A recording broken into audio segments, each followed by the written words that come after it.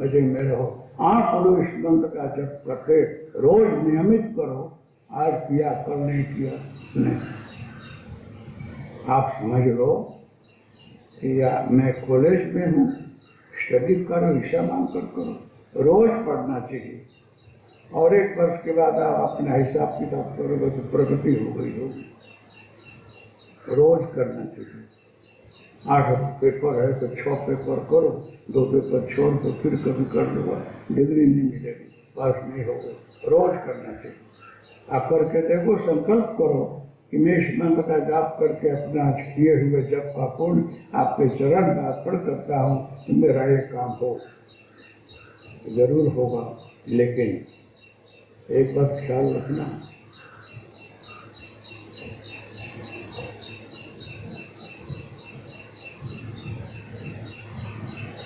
दुर्योधन का जंघा टूट गया है, महाभारत में पड़ा हुआ है।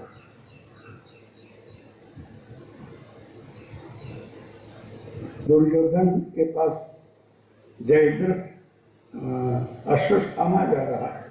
बोला, मित्र तुम इस हालत में हो, तेरी मैं क्या मदद करूं? बस अब क्या मदद करोगे, मैं तो इस हालत में पड़ा हूँ, मेरे को शांति कोई नहीं दे सकता। पूरा हो गया। नहीं, अभी तेरा मित्र हूँ, मैं जिंदा हूँ। कहे कि 5 पांडव अगर समाप्त हो जाए तो मुझे शांति मिलेगी। तो अभी मैं जाता हूँ और 5 का सर काट कर तेरे चरण में रख दूँ। ये तो शक्ति बोल रहे, ऐसा हो ही नहीं सकता। 5 पांडव का सर तू काट लेगा, इतना सरल नहीं है। कहे कि मित्र मैं कल बता कर देखता हूँ। वहाँ से अश्वत्थामा उठे और बोले कि युद्ध करने जाऊंगा तो 5 पांडव से मैं पहुंच नहीं सकूंगा, बड़े शक्तिशाली हैं। तो मैं एनी हाउ किसी भी तरह से उनका सर तो काटना है। आओ अपने रीढ़ से कक्ष में जहाँ पांडवों का शिविर पहुंच गया है। लंबी कहानी नहीं कर रहा हूँ, लेकिन अंदर घुसा है और 5 पांडव के संतान 5 हैं, वो सो रहे हैं, सेम लगते हैं वही हैं। फटाफट माथा काट करके कोठरी में भर दिया, खून से 10 पस और उठा करके लेकर आ गया, दुर्योधन के सामने रख दिया। ले तेरी इच्छा। वो तो खुश हो गए, हो इतना सरल, इतनी सरलता से तो माथा ला दिया, हमको भ्रम हो रहा है, शंका हो रही है। युद्ध में जिनके पहुंचना मुश्किल है, सारी सेना भागते है अर्जुन से, भीम से, इतने सरलता से तो माथा ला दिया, हमको खबर नहीं पड़ा है कि मैं भ्रम हूँ कि तू भ्रम में है। देखने दे। जब देखा तो 5 पांडव के पुत्र रहे। बहुत शौक लगा उसको, बहुत दुखी हो गए। उसको बोलते हैं हर्षक गलानी क्षय। एक व्याकरण में एक सूत्र होता है, एक अवस्था होती है, उसको हर्षक गलानी क्षय बोलते हैं, जिसमें एक ही वस्तु में आनंद आवे और उसी में दुख पैदा हो जाए तो उसको जो है दोनों उपस्थित होना, इसको हर्षक गलानी क्षय बोलते हैं। दुर्योधन की मौत हो गई है उस समय, लेकिन द्रौपदी रो रही है, विलाप कर रही है। उसमें भगवान कृष्ण को पुकारे, क्या हुआ है, आप रक्षक हो, फिर भी हमारे संतान मिल जाए। आप जैसे परमात्मा मेरे साथ में हो और इतने समर्थ हमारे पति हों, फिर भी हम संतानहीन बन गए। क्या मेरा पाप है, किस जन्म का एक कर्म है जो आज भोग रही है। सब समाप्त हो गया। अब करोगी तो क्या करोगे, जो होना था हो गया। अब मैं जानना चाहती हूँ कि क्यों हुआ है, क्या है ये, इतनी अद्भुत घटना क्यों घट गई। अर्जुन बोल रहे हैं कि देख द्रौपदी में जन लेकर प्रतिज्ञा कर रहा हूँ कि जिसने मारा है उसका सर में काट कर ला करके अपने पाटला के नीचे मढ़ा दूंगा, उसी पर बैठ कर तू कपड़ा धोएगी, यहाँ तक मैं प्रत्येक उसका मस्तक में उतार लाऊंगा और रखूंगा, और तो कुछ हो नहीं सकता है। भगवान कृष्ण देख रहे हैं कि अर्जुन की जो जो प्रतिज्ञा है मुझे पूरी करनी पड़ी है। जो जो इसने बोला है वहां मैं खड़ा रहा। सूर्यास्त तक अगर जयद्रथ का वध न कर दूं तो जलकर मर जाऊंगा, ऐसा अर्जुन ने प्रतिज्ञा किया। उस प्रतिज्ञा के लिए मुझे सब कुछ करना पड़ा। चक्र सुदर्शन लाना पड़ा, माया को बुलाना पड़ा, सूर्य को ढकना पड़ा, सब जगह भ्रम में डाल देना पड़ा, और अंत में जो है देख लिया कि अगर सब लोग उसको आग में चिता चलगाने के लिए अग्नि पकड़ा रहे हैं, पांचों पांडवों को सब शकुनी आदि, और पांडव हतोत्साह हो गए हैं। उसमें मैंने चक्र सुदर्शन माया को हटाया, सूर्य का उदय हुआ। हे पार्थ प्रण पालन करो, देखो अभी दिन शेष है। उसमें मैंने बोला है, अर्जुन का प्रतिज्ञा पूरा करा दिया। जहां वहां इसने प्रतिज्ञा किया मैं हाजिर रहा हूं। यहाँ क्या करना, इच्छा करो वो सब भगवान पूरा करे, वो बता रहा हूं। अर्जुन ने प्रतिज्ञा तो कर लिया है, और कथा आप लोगों को खबर है कि दोनों के साथ युद्ध हो रहा है। अर्जुन रथ लेकर दौड़ा रहा है और जयद्रथ अश्वत्थामा भाग रहा है। बाद में रथ से उतर गया, देख लिया कि अब हमारा रथ इनके सामने काम नहीं करेगा, तो रथ छोड़ करके भागा। तो पदाति छल कर जाने वाले दुश्मन को अपने रथ से दौड़ करके नहीं मारने का ये धर्म युद्ध नहीं है। इसलिए अर्जुन भी रथ से उतर गया कि प्रभु मुझे उतार दीजिए, ये शोभेगा नहीं, मैं धर्म युद्ध किया हूँ, मैं इसके पीछे दौड़ूंगा, उसको पकड़ूंगा। अर्जुन भी दौड़ रहे हैं, और अश्वत्थामा देखा कि अभी छोड़ेगा मुझे नहीं। अश्वत्थामा देख लिया कि अब तो बहुत नजदीक आ गया, तो तुरंत ही अपने ब्रह्मास्त्र को छोड़ दिया। ब्रह्मास्त्र छूटते ही परिस्थिति बिगड़ गई, चारों तरफ खड़मंडल होने लगा, संघार की नौबत आई। भगवान कृष्ण बोल रहे हैं कि पार्थ घबराने का नहीं, ये उसका छोड़ा हुआ ब्रह्मास्त्र तुम्हारे पास, ब्रह्मास्त्र तुम छोड़, एक संहार हो जाएगा।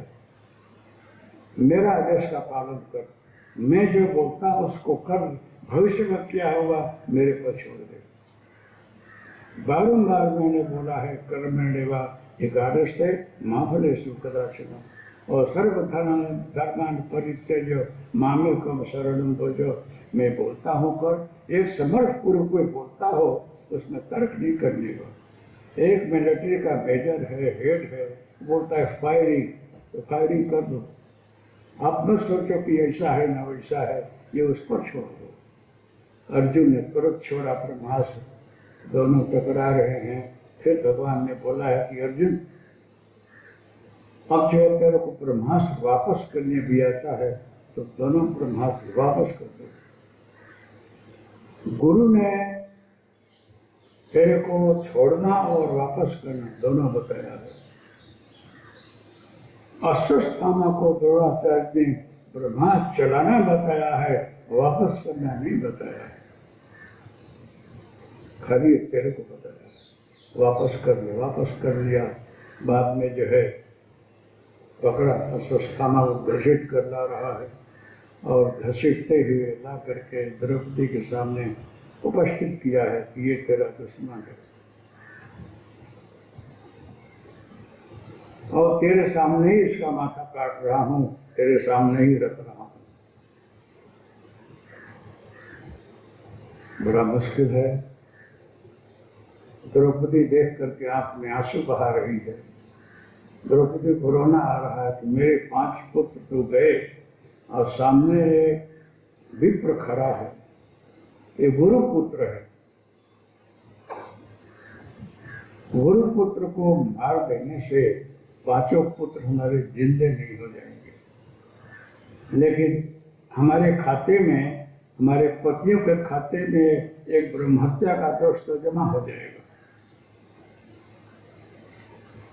कि आपने गुरु पुत्र का हनन किया। उसमें द्रौपदी बोलती है कि पार्थ ठहर जाओ, इसको छोड़ दो, जाने दो। अरे जिसने 5 पुत्रों को मारा है उस पर इतनी करुणा, इतनी दया। एक मातृ हृदय है, एक सती नारी का हृदय है, एक 5 पांडवों के घर में जो पातिव्रत नारी है उसका एक संकल्प है कि मेरा गया तो गया, लेकिन हमको न्याय देना चाहिए। गुरु द्रोणाचार्य रहे, वो आपके गुरु रहे, आपको विद्या सिखाया। गुरु ने इतनी कृपा तुम्हारे पर की है कि सारे अस्त्रों को देना, वापस करना तेरे को सिखाया, जय अश्वत्थामा को नहीं सिखाया। इतनी मेहरबानी गुरु की तेरे ऊपर, और उस गुरु पुत्र को मार दोगे तो क्या होगा, दुनिया क्या कहेगी। और इसके मारने से हमारे पुत्र जिंदे हो जाते तो मैं स्वीकृति देती, लेकिन अब मैं अपने हृदय पर हाथ रख करके बोलती हूँ, क्षमा कर दो, इसको मत मारो। बड़ा मुश्किल है। अर्जुन की प्रतिक्रिया हो क्या होगा। तो भगवान जो है उसमें कृष्ण विचार कर रहे हैं कि क्या करना। अर्जुन को स्वस्थ भी करना है और इसका जान भी बचाना है। भगवान कृष्ण जो है वो जो चाहते रहे वही हो रहा है। द्रौपदी के अंदर भी उन्हीं की प्रेरणा है, जैसा भगवान कृष्ण हो और प्रतिशोध की भावना में अन्याय कर दिया जाए, ऐसा नहीं होने चाहिए। आप हमारा तिरस्कार करें, हमको गाली दें, हमको मार लें, लेकिन वहाँ मेरा फर्ज क्या है मुझे सोचना है। आप अबुध हैं, अज्ञानी हैं, ज्ञान नहीं है आपको, अंधेरे में हैं, आप जो कर रहे हैं वो मुझे नहीं करना चाहिए। मुझे तो आपको क्षमा करना चाहिए और भगवान से प्रार्थना करना चाहिए कि इनको आप सद्बुद्धि दें, सद्विचार दें, इनको ज्ञान दें कि वास्तविकता को सोचे और योग निर्णय करें। वहाँ हमारी महानता है। टिट फॉर टैट भी, आप जो कर रहे वही मैं करूँ, वास्तव में हमारे में भेद क्या। यही तो महानता है, यही संतई है, यही ऊंचाई का है। ये एक अच्छे जगह पर बैठे हुए व्यक्ति के उसके अंदर आदर्श युक्त गुण क्या है, ये हमको सोचना है। इसलिए भगवान ने वहाँ बोला है कि अर्जुन द्रौपदी की बात करेगा कि क्या करेगा। एक यही मैं विचार करूँ कि मैं करूँ क्या, मेरी प्रतिज्ञा का क्या होगा।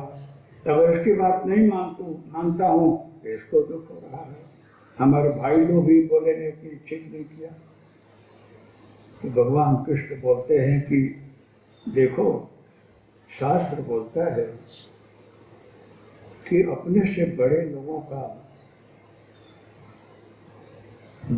को तू बोल दो, अपमान कर दो, ये मृत्यु से भी बढ़कर है। ऐसे अश्वत्थामा के अंदर जो है एक मणि है, मणि, वो ब्रह्मरथ तो एक तेज है। इसने तपस्या किया है और इसके बल से इसको जो मणि मिली है उसको निकाल दो तो ब्रह्म तेज इसका चला गया।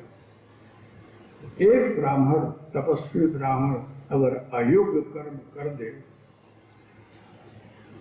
जो अपने रास्ते से भटक जाए, एक तपस्वी जो साधना करनी चाहिए, ब्रह्मचारी, एक तपस्वी संत,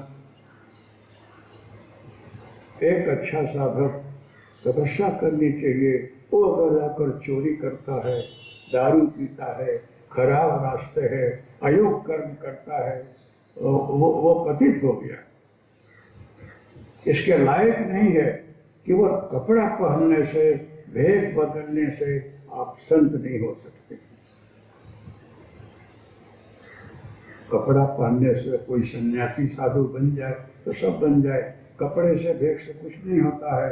मन ना रंगाए, रंगाए जो कि कपड़ा। अपने मन को बदल दो, अंतर बदल दो। कपड़ा चाहे कांदान पहनो, काला पहनो, सफेद पहनो, नीला पहनो, इसे कोई भेदभाव नहीं होता है। मैं बोलता हूँ कि आज आप लोगों के बीच में कितने संत हृदय वाले बैठे होंगे जो कि फुल पैंट पतलून में है। इनको पहचानना मुश्किल है। एक साधु को पहचान लो, तपस्वी को, संत को पहचानना बहुत। संत में साधु में थोड़ा भेद है। संत बड़ी ऊंची कक्षा है।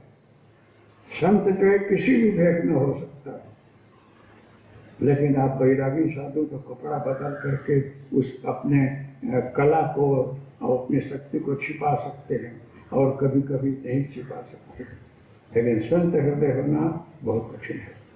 जलाराम जी, तुकाराम जी, नरसिंह मेहता और जितने संत हो चुके हैं वो संत हैं जो कि इसी भेद में वानप्रस्थ जीवन में रहते हुए भी अपनी संति बता कर गए हैं कि देखो भगवान केवल गुफा में रहने से, कपड़ा बदलने से, कि किसी अखाड़े में जाने से नहीं मिलता है। भगवान को प्राप्त करना हो तो हृदय को बदलो, प्रेम से उसको पारो, छल कपट का त्याग करो, निस्वार्थ सेवा करो, सम्यक भगवान को निहारो। इसलिए तुम्हारे सामने भगवान आकर खड़ा। भगवान को संतान बनाने वाला हम ही लोग हैं। ये कौशल्या, ये यशोदा, ये वसुदेव देव की भगवान को बच्चा बना दिया।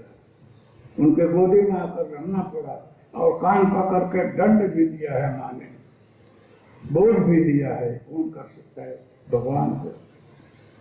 भगवान कैसा है? ये सारी सृष्टि को चलाने वाला है। उसको आप दंड दे रहे हो, पकड़ सकते हो, कान पकड़ सकते हो, उठ बैठ करा सकते हो। क्या आपकी शक्ति है? ये भक्तों में ताकत है। जब भगवान ने बोला है कि माँ बोल रही है कि कन्हैया मैं तुझे अबुद्धता में, अज्ञानता में बहुत डरती हूँ बेटा, भूल जाना है, हूँ तो तेरी माँ, क्षमा करना मेरे अपराध को। द्वारिका से चिट्ठी देकर भगवान बोलते हैं कि माँ ये तो कभी नहीं बोलूंगा, तुमने मुझे पकड़ा है, मारा है, दंड दिया है, उठ बैठ कराया है, दौड़ाया है, ये कभी भूल ही नहीं सकता। किसकी ताकत है मुझे बांध ले, पकड़ ले, डांटे मारे? ये तो तेरे या कोई भक्त का हृदय हो, भक्त हो, वही मुझे ऐसा कर सकता है, दूसरा नहीं। माँ मैं भगवान हूँ, विष्णु का अवतार हूँ, फिर भी तेरे चरण में बारंबार मैं नमन करता हूँ। माँ तेरे चरण में बारंबार मेरा प्रणाम है कि आज तो मुझे कहाँ पहुँचा दिया। माँ ऐसा कौन भक्त होगा जो मुझे बांध सके, पकड़ सके, दंड दे सके? ये तो आप लोगों की ताकत है, ऐसा कर सकते। भक्तों का हृदय ऐसा होता है। अर्जुन ने बोला है इसका मणि, भगवान ने बोला इसका मणि निकाल ले और इसका जो चोटी काट ले। चोटी काट लोगे इसका परमहरत चला है। ब्राह्मण लोग संध्या करते हैं, गायत्री मंत्र बोलकर शिखा बांधते हैं, पवित्रवा करके शिखा बंधन करते हैं और उसके बाद संध्या करते हैं। संध्या में ब्रह्म से का आवाहन होता है और गायत्री साप विमोचन होता है। वशिष्ठ, विश्वामित्र, ब्रह्मा वगैरह 4 ब्रह्मा जो साप विमोचन की विधि है वो करनी चाहिए। उसके बाद गायत्री जप को फलदायी होती है। ये नियम है गायत्री जप का। तो शिखा बहुत जरूरी है। हमारे हिंदुओं में शिखा होती रही। अब जो बच्चे कॉलेज में जाते हैं ना तो बाबरे रखते हैं, तो शिखा उखा निकाल देते हैं, सफा चट, हाथ डालो कुछ रहता ही नहीं है। शिखा रहित हम लोग हो गए हैं। खबर नहीं है कि मुसलमान है कि हिंदू हैं, शिखा की महत्ता होती रही। पहले लोग, अभी भी जो अच्छे लोग हैं, मद्रास में जाइए, दक्षिण में जाइए, शिखा होती है। शिखा का महत्व है, शिखा में ताकत है।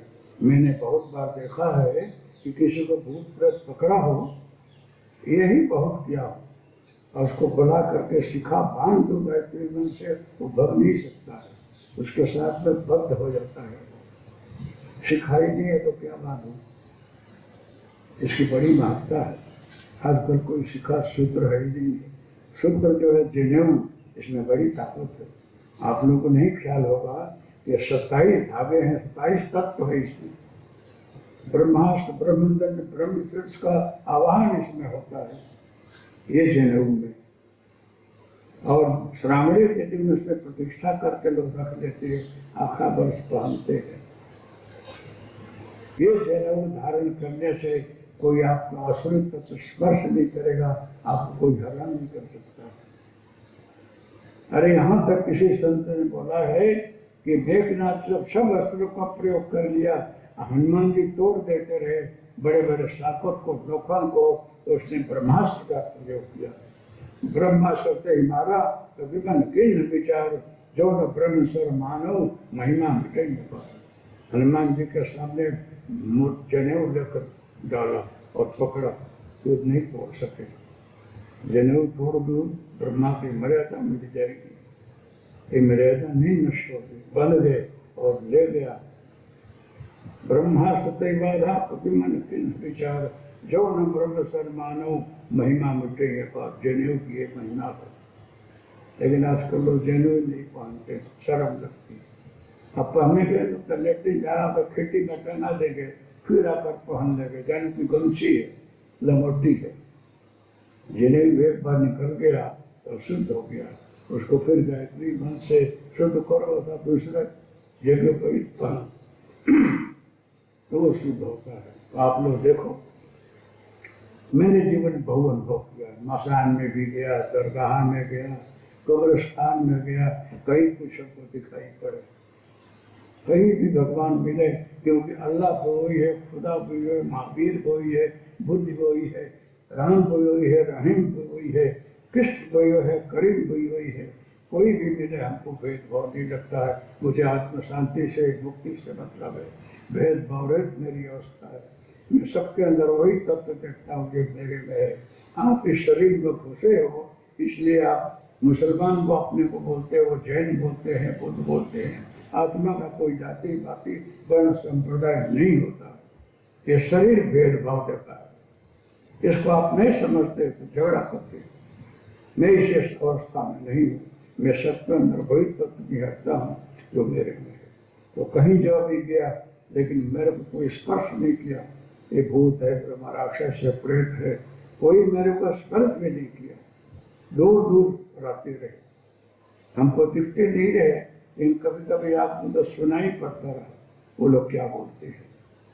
ये बहुत दूर तक अग्नि प्रकट होती है, हमारे अंदर आ नहीं सकते हैं। तपस्या का एक फल है, आप करो तो साधना का मतलब है। फिर जो है अश्वत्थामा का चोटी काट लिया, हरण कर लिया, उसकी मृत्यु हो गई। 5 अबुढ़ बालकों का वध करने वाला कितना पापी होता है, और उसको मृत्यु का दंड देकर छोड़ दिया कि कलयुग में तू मरेगा नहीं, और ऐसे ही तो भटकता रहेगा, आप कष्ट भोगेगा। श्राप दिया कृष्ण ने। और मैया आ गई है, इनका जन्मदिन का आप लोगों ने सबने बधाई दिया है। फिर तारीफ पाड़ दीजिए। महादेव का दर्शन करने गई रही, करके आ गई है। जन्मदिन का मुबारक हो।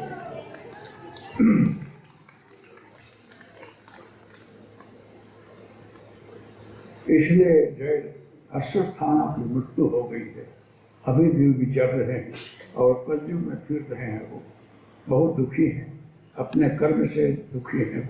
वो बोलते हैं कि ईश्वर कोई भी शक्ति दे, कुछ भी आपको दे, उसका सदुपयोग करना, दुरुपयोग मत करना। भगवान ने आपको बल बुद्धि दिया, किसी की मदद करो।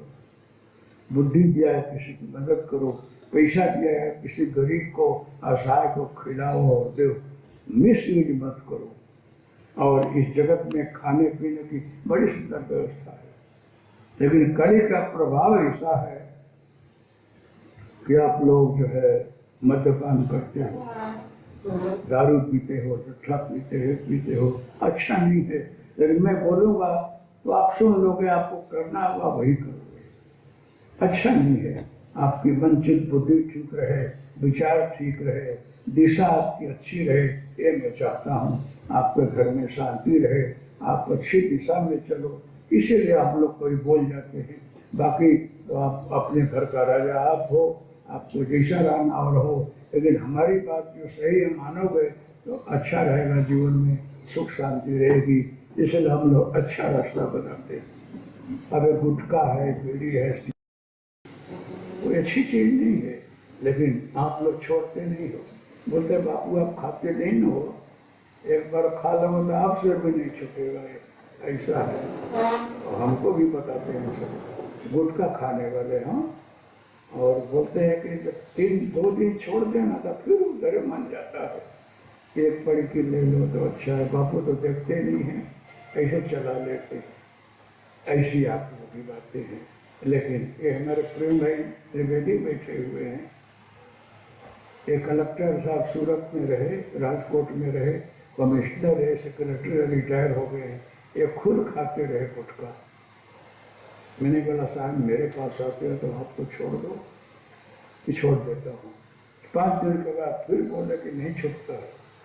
क्योंकि आप तो IAS ऑफिसर हो, आपकी बात में कैसे, कोशिश करो। ऐसे करते करते करते एक झटके में छोड़ा, और आज तक खाए नहीं। ये साहिब बैठे हुए हैं, ये कायम आते हैं, जरा प्रभु भाई खड़े हों, इनका आप लोग दर्शन कर लीजिए, देखिए। ऐसे बहुत से लोग हैं जो दारू पीने वाले हैं, वो भी छोड़ दिए हैं। ये आने वालों में खड़ा नहीं कर रहा हूँ, बहुत सारे जो बदल चुके हैं। आप स्वस्थ हैं, आपकी तबीयत अच्छी रहेगी, आपका कल्याण होगा। हरि ओम।